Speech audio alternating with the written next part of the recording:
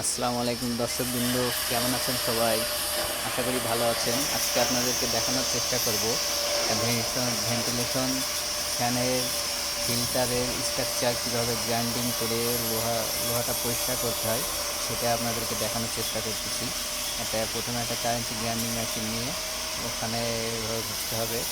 এটা প্রপারলি কোনা সব জায়গায় ঘষে তারপরে সেখানে রং করতে হয়।